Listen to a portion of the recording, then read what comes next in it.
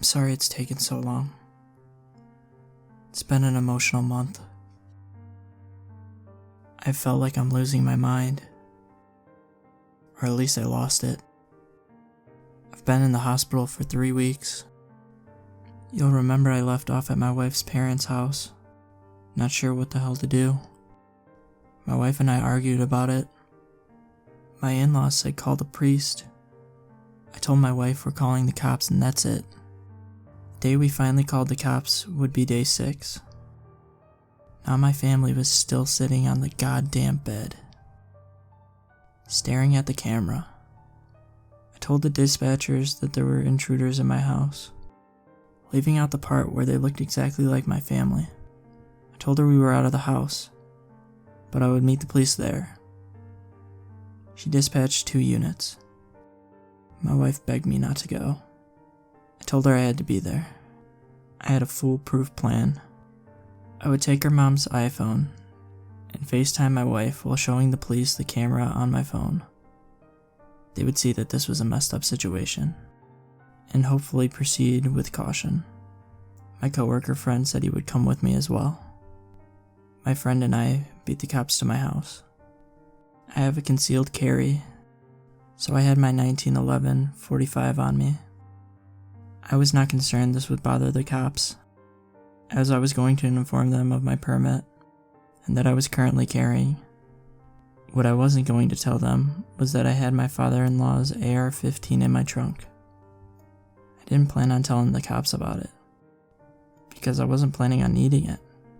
They would come armed and prepared. They showed up and I let them know I was armed, and then enacted my plan. I initially told them the story. They looked at each other like I was crazy.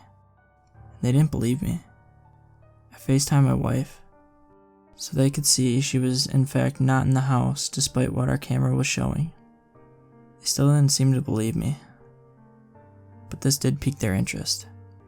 I hung up with my wife and I told her I'd call her back as soon as we knew something. So now we're sure this isn't a recording, an officer stated, repeating what I said. It's not. The day-night cycle has changed every day. Their blinking is erratic, and not cyclical like it was a repeat, I said. I know it's a stupid question, but your wife isn't a twin? The officer asked as I told him no. My friend spoke up. I have an idea. Turn the volume up. I'll go throw a pebble at the window. He went around back while I turned the volume to the max. Okay, I'm tossing. We heard the light tick sound from outside, but the 1 second delay on the camera came in loud and clear through the phone. Not my wife moved at the sound of the pebble hitting the window. The first time I'd actually seen her move aside from the time she wasn't on screen when I initially went inside the house the first day. She turned her head towards the window, just slightly, before turning back to the camera.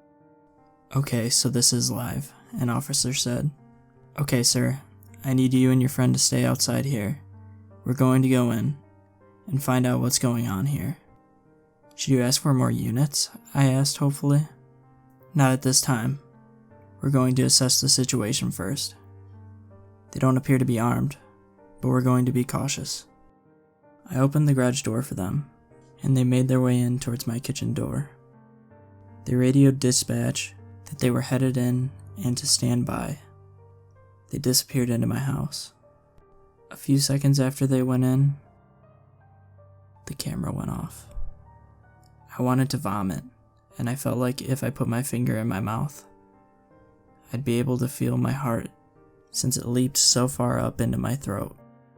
Damn, I yelled to my friend. I immediately popped the trunk and got my rifle out and ran into the garage. My friend right behind me. We got inside just in time to hear a low, guttural howl from upstairs. Demonic sounding almost, along with raised voices from the police. There were several shots. Need backup. Shots fired. He was cut off. Oh my God, my friend howled. He was scared, but so was I. God damn it, I knew it, I said, running up the stairs. My son's room is the first one you come to after getting upstairs, so his wall is also what you see when you walk up the stairs. As I reached the top, I laid into the wall with my rifle. It was a 30-round mag, but I felt like I fired 100 shots.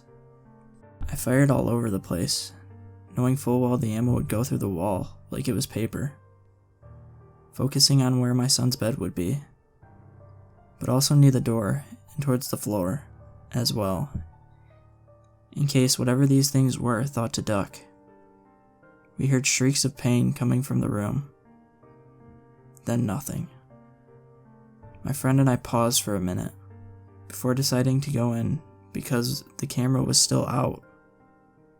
We heard a whimpering coming from the room. There was a dead cop in the hallway we had to step over. It was awful, and I'll never be able to unsee it. His head was several feet away, and his body in the threshold to our guest bedroom. We found the other cop in my son's room, right inside the doorway. He had several large holes in his torso, as if he'd been impaled. Exactly what I was afraid would happen. I called the cops, and whatever these things were killed them. When we entered the room, we found the source of the whimpering. It was not my wife. She was laying on her back on the floor, holding her torso that was bullet-ridden, breathing heavy. The scene was awful. I can hardly put into words how awful it was. I know now, just like I did then, they weren't my family. It shouldn't have been hard. Should have just been able to go in and finish it.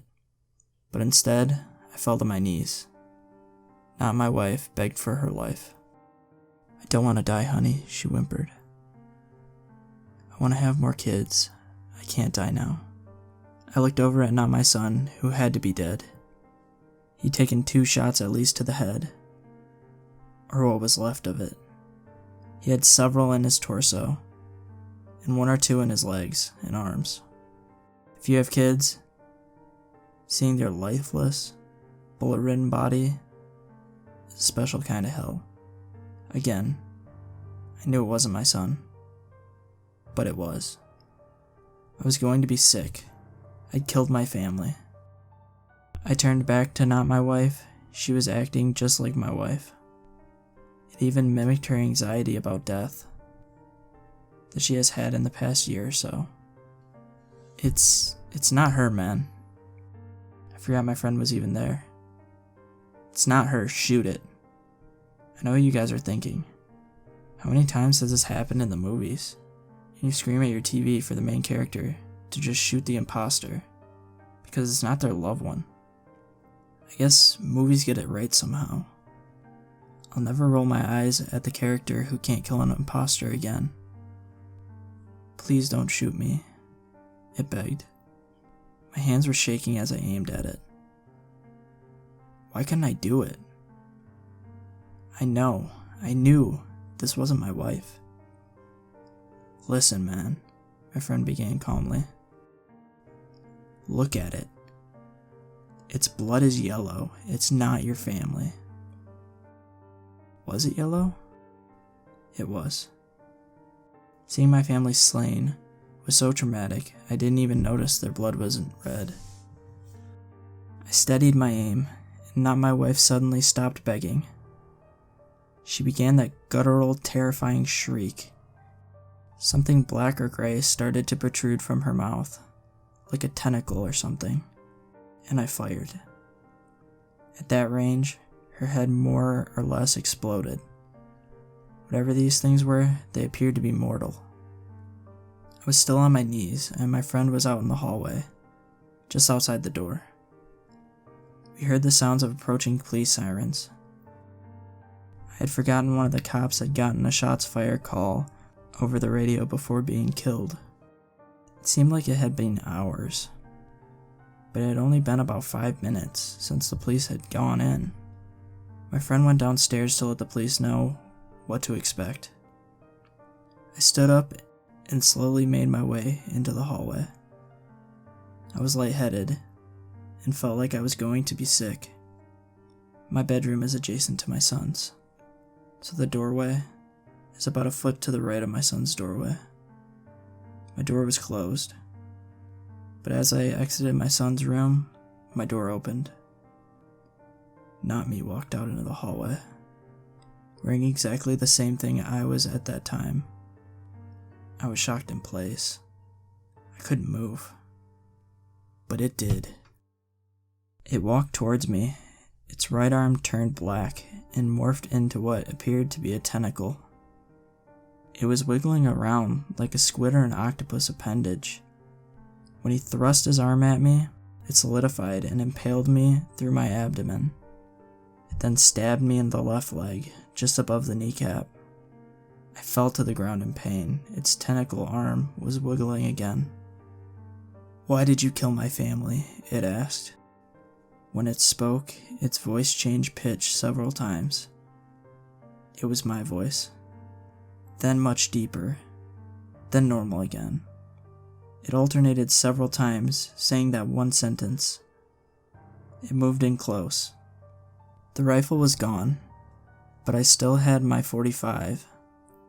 I pulled it out and got a shot off, in its right knee.